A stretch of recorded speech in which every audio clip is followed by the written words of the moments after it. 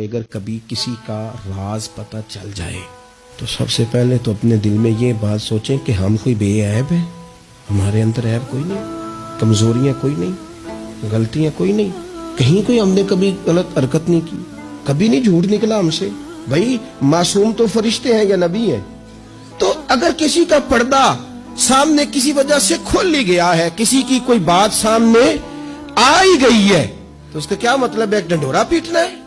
میں نے پہلے بھی کہا تھا کہ اپنی ساری غلطیوں سمیت اپنے آپ سے پیار ہے، اور دوسرے کی ایک کا پتہ چل گیا تو اس سے کیسے نفرت شروع ہو گئی جی؟ میرے نبی پاک علیہ السلام کا جو انداز ہے نا بات کرنے کا، وہ تو موہ لیتا ہے من کو۔